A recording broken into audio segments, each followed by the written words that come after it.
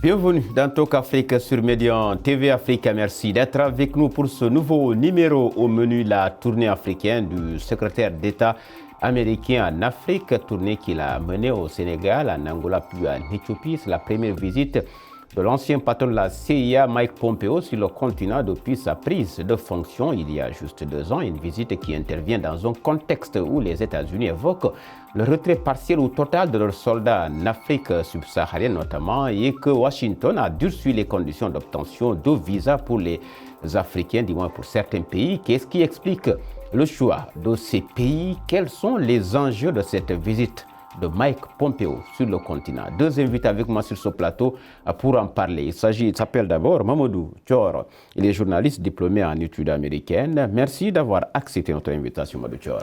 Merci de m'avoir invité, Diallo, et ravi toujours d'être là.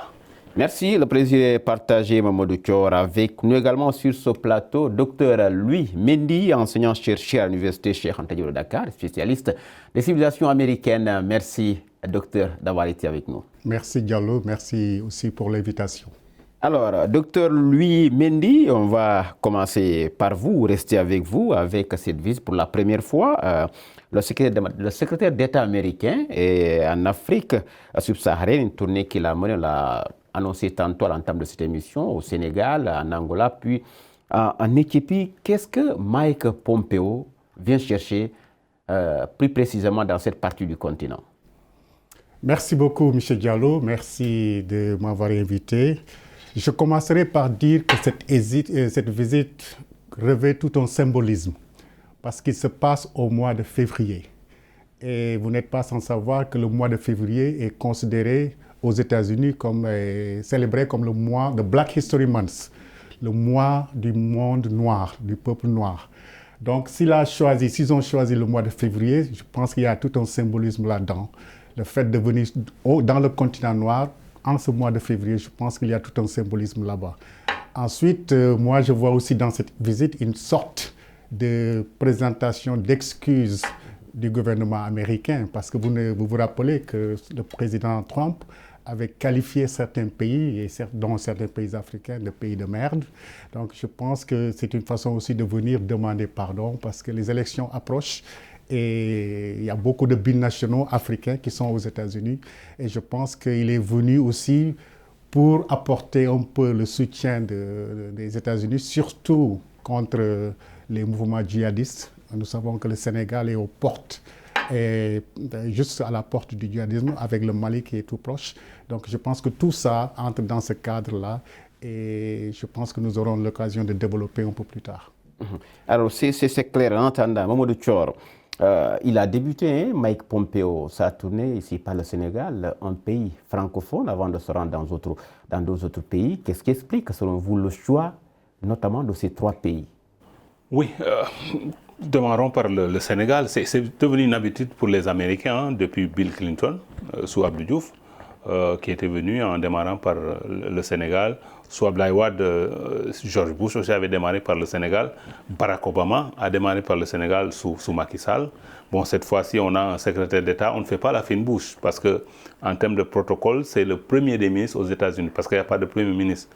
Donc, ce qui fait que quand même, au niveau du symbolisme, comme le disait le docteur Louis Mendy, c'est quand même quelque chose parce qu'on n'a pas encore la chance de voir Trump.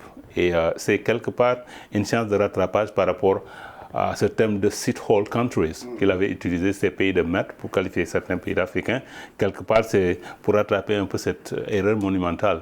Je pense que bon, quand même, le président américain n'a pas bonne presse, hein. C'est pas un secret de polichinelle, mais à travers cette visite, il essaie de redorer son blason. Mais pour revenir au choix, le Sénégal quand même, en caricaturant, mais pour être sérieux aussi, en termes de géographie, nous sommes un petit pays, mais grand par, disons, les ressources humaines et en termes de diplomatie. Et ça, c'est depuis Senghor, parce que Senghor, au début de l'indépendance, même est allé aux États-Unis rendre visite à John Fitzgerald Kennedy. Et depuis lors, en termes de coopération, c'est allé crescendo. Donc ça veut dire que quelque part, le choix du Sénégal, ça fait même peut-être peut faire même des jaloux, parce qu'à chaque fois, ils entament leur périple ou leur tournée africaine par le Sénégal, qui est un pays anglophone, mais c'est pas nouveau. C'est francophone, donc c'est pas nouveau. C'est tout à le nom de notre pays, de par ses ressources humaines de qualité. Quand vous avez la chance de voyager et aux États-Unis et ailleurs, vous voyez tous ces Sénégalais qui sont à des postes stratégiques et qui vendent un peu l'image du Sénégal. Ce n'est pas rien, particulièrement aux États-Unis. Alors, vous l'avez dit depuis Barack Obama ou George Bush, en passant par Barack Obama et aujourd'hui Donald Trump. On reviendra sur les retombées ou ce que le Sénégal a pu tirer de ces différentes visites du point de vue économique, bien sûr. Mais en attendant cette visite, Dr Louis Mendy intervient alors que le 19 décembre dernier, les États-Unis ont annoncé leur volonté de se désengager de la guerre contre le terrorisme au Sahel. Finalement, quels sont véritablement les enjeux de cette visite? Oui, je pense que ça, c'est un projet effectivement des États-Unis de réduire les troupes qui sont au Sahel. Mais le fait de commencer par le Sénégal est très important aussi parce qu'il est venu certainement recueillir l'avis du Sénégal.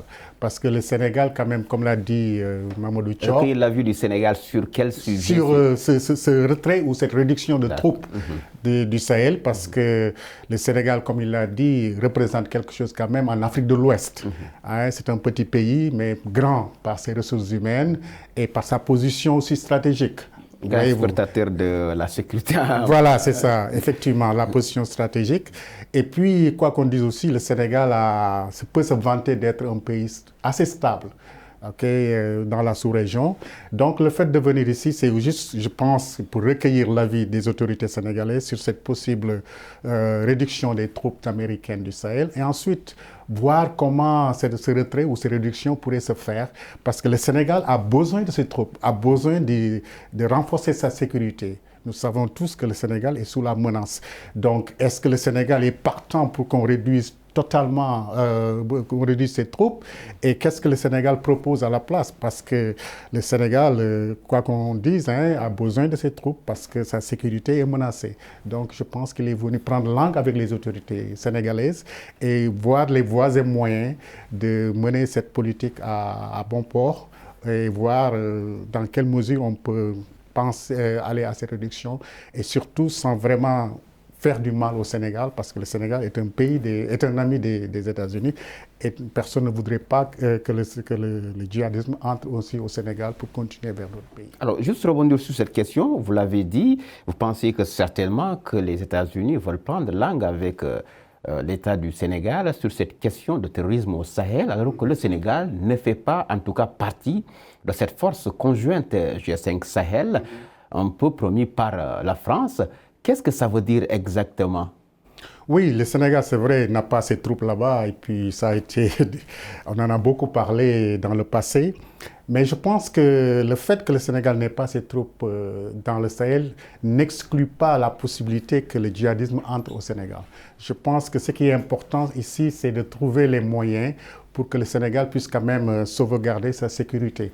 Et je pense que sur ce point, le Sénégal ne va pas vraiment lésiner sur les moyens. Le Sénégal fera appel à toutes les possibilités pour maintenir sa sécurité.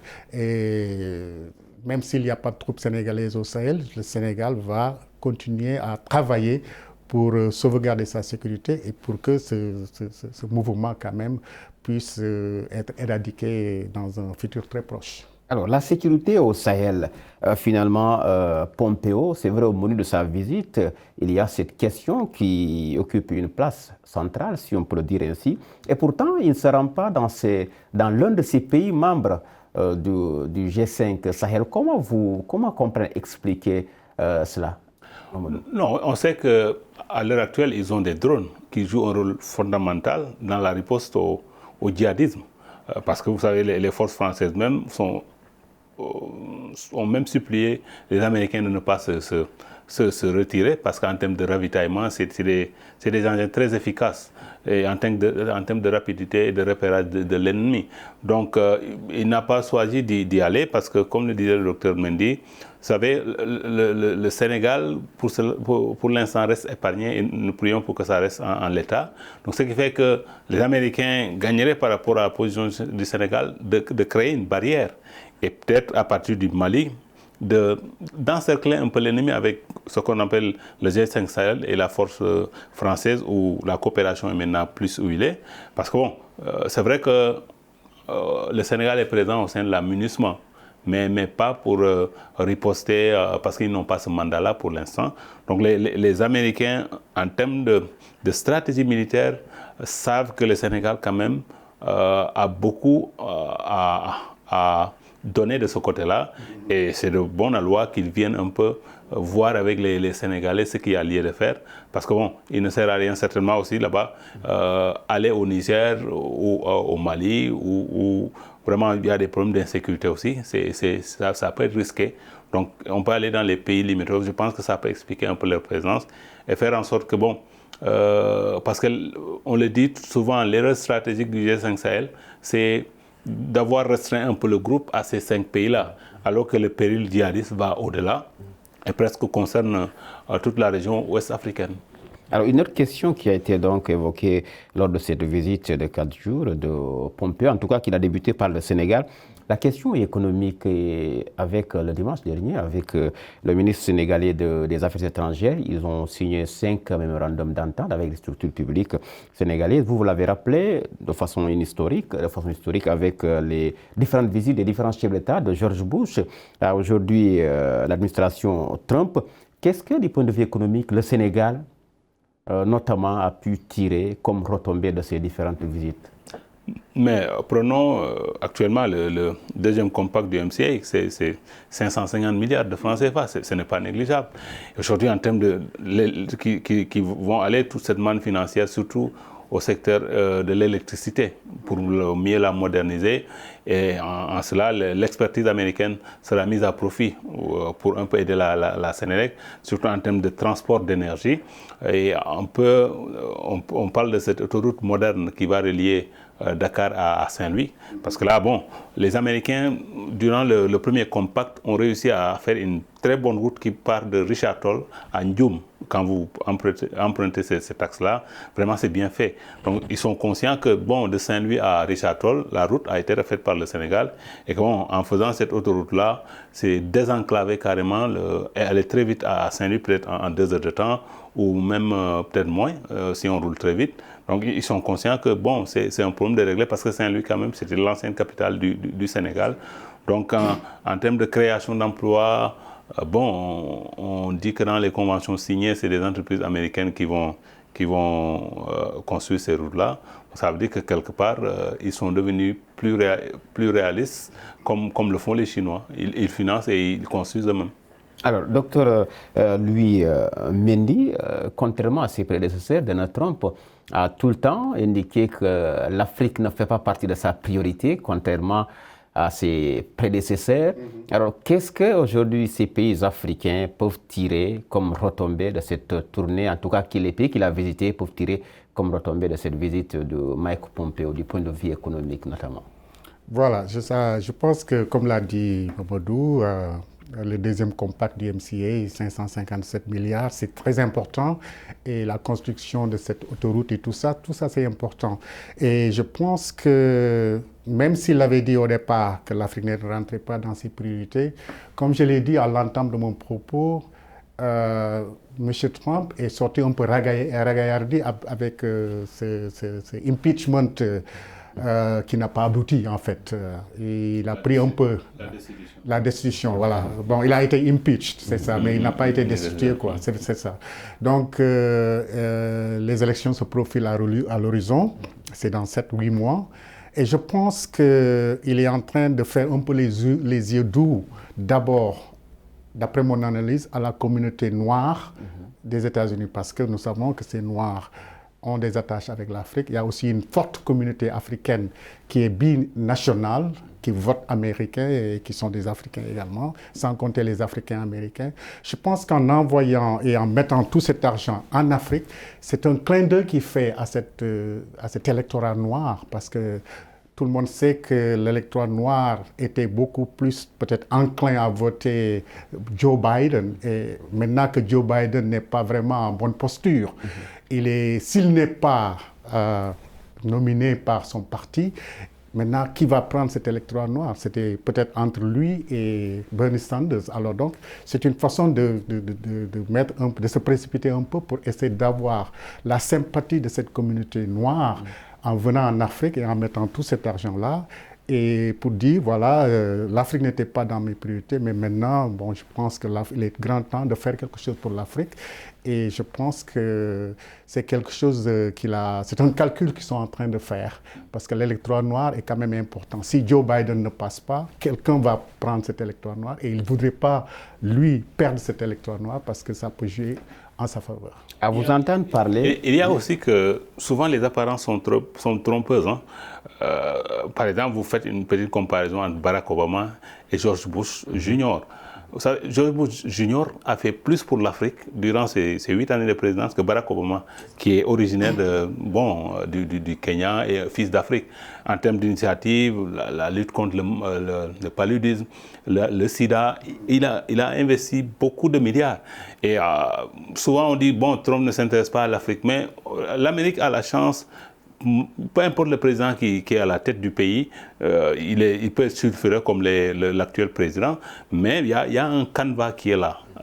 L'administration est impartiale et forte, donc ce qui fait que souvent les initiatives, c'est difficile de remettre ça en question, parce que vous voyez même l'AGOA continue. Donc pour quelqu'un qui ne s'intéresse pas à l'Afrique, il aurait pu dire, on connaît Donald Trump, il se réveille le matin en tweetant, en faisant part de ses sentiments, et en parlant de Mike Pompeo, d'ailleurs son prédécesseur, il l'a viré en pleine visite, il était en Afrique il y a 2 ans, donc Rex Tillerson. Donc on connaît l'homme, mais on a la chance quand même, les États-Unis, quand on a un président comme Donald Trump, qui a des états d'âme, les gens arrivent à le canaliser parce que l'administration est là et fait bien son job.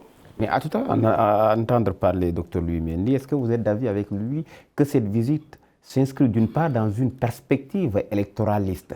Oui, on ne peut pas écarter cela, parce que, vous savez, il est conscient qu'en 2016, il a été élu par ce qu'on appelle les WASP, White Anglo-Saxon Protestants, c'est-à-dire les Blancs américains.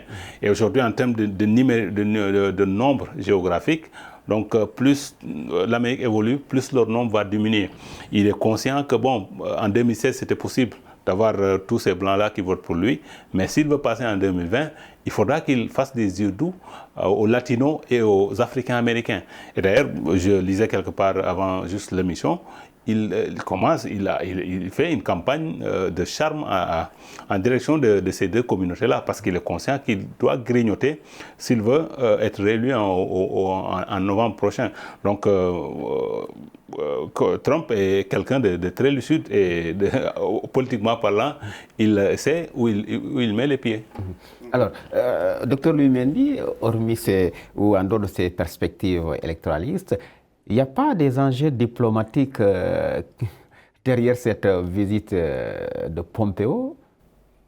Oui, vous savez, les États ont toujours des calculs, quoi. Il y a toujours des choses qu'ils font pour plus tard, c'est-à-dire qu'ils mettent en place quelque chose pour récolter quelque chose plus tard. Donc les enjeux diplomatiques, certes oui, parce qu'ils ont envoyé le secrétaire d'État qui est venu en Afrique, qui a parlé. Qu'est-ce qu'ils se sont dit en coulisses? Personne ne le sait, mais en réalité, ce qui est certain, c'est qu'il y a eu beaucoup de choses, à part les signatures des accords, il y a eu beaucoup de choses qui sont dit dans les coulisses, et que donc le côté diplomatique aussi est important. Et je ne serais pas surpris si Donald Trump passait le second mandat, qu'il puisse faire un tour en Afrique. Ah oui? Là, j'en suis quelque part convaincu que, parce que quand on est réélu aux États-Unis, on a les coups beaucoup plus franches, donc il peut s'affranchir de toutes ces considérations et puis essayer de se rattraper carrément. Moi, je ne serais pas surpris qu'il vienne en Afrique pour une tournée. Alors, nous sommes presque arrivés au terme de cette émission. La politique africaine d'administration Trump, depuis qu'il est à la tête de la Maison-Blanche, vous la voyez comment? Oui, je disais dans une émission, dans une télé de la place, que les gens s'inquiétaient au départ, ils disaient que oui, Trump n'aime pas l'Afrique, Trump ne fera rien pour l'Afrique. Mais comme l'a rappelé Mamadou Thiaw, George Bush Jr. a fait plus que Barack Obama. Donc cette politique africaine envers les États-Unis, et puis je disais donc que c'est à nous, Africains d'abord, d'asseoir quelque chose et de ne pas toujours tendre la main aux États-Unis. Par exemple, même si Trump ne fait rien pour l'Afrique, c'est à nous de développer notre continent, de nous battre pour que ce continent émerge et que ce continent devienne vraiment ce que nous voulons en faire. Donc cette politique africaine envers les États-Unis, je pense qu'elle était un peu timorée au départ parce que vu la position de Trump, vu ses idées et tout ça, et les rapatriements d'immigrés africains et tout ça, je pense que les gens étaient très sceptiques, ils n'étaient pas très contents de cette politique africaine. Mais je pense que ce qu'il faut comprendre, c'est que nous, Africains, les gouvernements africains doivent d'abord compter sur eux-mêmes, travailler, et puis voilà, maintenant essayer de collaborer avec les États-Unis. Parce que comme l'a rappelé Thiaw tout à l'heure, les États-Unis d'abord, c'est l'Amérique d'abord. Tout président qui vient, c'est l'Amérique d'abord, avant les autres, quoi. Donc, et Trump l'a bien dit dans sa campagne, Make America Great Again. Donc, s'il se focalise sur l'Amérique, on ne peut pas le lui reprocher. Donc, nous, Africains, faisons en sorte que notre continent aussi avance, se développe, et maintenant coopérer avec les autres. C'est de ce thème qui avait choqué, qu'il avait utilisé, ces pays de mer. En fait, Trump voulait un peu dire à tous ces pays africains et tous ces pays peut-être développés, il faut d'abord compter sur vous. Donc on ne peut pas continuer 60 ans après à vous aider. Pourquoi il a dit pays de merde? Parce qu'il sait combien l'Amérique a investi dans beaucoup de pays du monde et pour souvent des résultats qui ne sont pas à la hauteur. Donc quelque part, il voulait leur dire il est temps quand même de voler de vos propres ailes parce que l'Amérique ne peut pas continuer à être la vache laitière du monde. Et je pense que c'est tout le sens de sa formule America First, donc Make America Great Again, parce que bon, dans tous les pays du monde, quand un président est élu, je pense qu'il doit penser d'abord à son pays avant de penser aux autres pays. Alors, une dernière question sur le plan géostratégique. Qu'est-ce que l'Afrique ou les États-Unis peuvent tirer comme profit de ces relations de coopération entre le continent africain et les États-Unis? Oui, quand on regarde un peu l'histoire entre les deux continents, l'Afrique et l'Amérique, beaucoup d'Africains américains sont partis d'ici. Donc il y a un lien quelque part ombilical qui nous lie quelque part. Donc en termes de diplomatie, c'est quelque chose qu'il ne faut pas négliger. Donc c'est vrai, les Africains américains en termes de nombre, aujourd'hui sont surclassés par les Latinos. Mais quand même, ça reste une communauté qui continue à émerger. Parce qu'après beaucoup d'années où ils ont été sous le joug de un peu la ségrégation au niveau des États-Unis, bon, ça a fait qu'il y avait beaucoup de retard comparé à la communauté blanche. Donc, ce qui fait qu'il y a un rattrapage qui est en train d'être fait. Et même à l'égard de cette communauté, parce que Donald Trump est Donald Trump. Donc, souvent, il utilise des formules choc pour amener les Africains américains, ses compatriotes quand même, à ne pas tendre la main. Parce que lui, il veut que les gens puissent quand même voler de leurs propres ailes, parce que lui, il se définit comme un self-made man. Il a eu ce qu'il a eu à la sueur de son front, et il aimerait que tout le monde puisse en faire autant et ne pas attendre quémander ça et là. Alors, Dr Lumeni, vous en pensez quoi? Oui, je pense que c'est exact ce qu'il a dit, parce que l'Amérique ne peut pas se passer de l'Afrique. Non, nous le voyons, que ce soit en littérature ou dans beaucoup de contacts, l'Afrique est présente même en Amérique. Je pense que n'eût été les Africains américains, tout ce qu'ils ont fait dans ce pays, peut-être que l'Amérique ne serait pas là où elle est aujourd'hui. Nous connaissons la contribution du peuple noir pour le développement des États-Unis. Donc, je pense que l'Amérique ne peut pas faire fi du continent africain. Il est normal que l'Amérique coopèrent avec l'Afrique. Mais il ne faudrait pas aussi que l'Afrique se mette toujours dans la position du commander tout le temps. Je pense que l'Afrique doit aussi travailler à être à un niveau où les États-Unis ou l'Amérique ne vont pas toujours la considérer comme le continent de merde ou le continent qui demande toujours et qui ne fait rien. Mais je pense que la coopération entre ces deux pays elle est déséquilibrée, elle n'est pas basée sur le rapport gagnant-gagnant. Oui, dans certains domaines, c'est le gagnant-gagnant, mais bon, économiquement parlant, c'est un peu déséquilibré, par exemple. Mais les Africains qui sont émigrés aux États-Unis contribuent beaucoup aussi au développement de ce continent. Hein. Ils travaillent beaucoup et ils font beaucoup de choses pour ce pays et pour le continent africain. Donc, c'est vrai que les deux continents n'ont pas la même force, n'ont pas la même puissance. C'est un peu déséquilibré, mais quand même, nous devons travailler en Afrique aussi pour un peu contrebalancer ce déséquilibre-là. C'est possible. Il faut saluer, lui, il enseigne au département d'anglais, moi je suis passé par là-bas. Et là, il faut saluer la claire vision du président Léopold Sédar Senghor et Abdou Diouf après qui ont suivi, en faisant en sorte que, par exemple, dans un pays comme le Sénégal, le système éducatif, dès la fin du cycle élémentaire, vous commencez l'anglais. L'anglais est obligatoire presque pendant 7 ans, jusqu'à ce que vous ayez le bac. Ça permet à beaucoup de Sénégalais quand même de manier autant que faire se peut cette langue-là. Et c'est une langue internationale. Et quand vous allez au département d'anglais, vraiment, le travail qui est fait là-bas est formidable. Beaucoup de ressources humaines qui ont sorti de là-bas, vous allez aux États-Unis, vous les rencontrez dans beaucoup d'universités et beaucoup d'endroits stratégiques qui vendent un peu l'image du Sénégal et qui font de la diplomatie pour le Sénégal. Merci. C'est la fin de cette émission Talk Afrique qui avait donc l'honneur d'avoir sur ce plateau Dr Louis Mendy, enseignant-chercheur à l'université Cheikh Anta Diop de Dakar, spécialiste en civilisation américaine, avec nous également Mamadou Thior, journaliste, diplômé en études américaines. Merci, messieurs, d'être venus sur ce plateau de Médian TV Afrique. Grand merci également à vous d'avoir été des nôtres. Merci aux équipes techniques et rédactionnelles de cette émission. Vous pouvez la retrouver sur notre site internet de Médian TV Afrique. Rendez-vous pour le prochain numéro.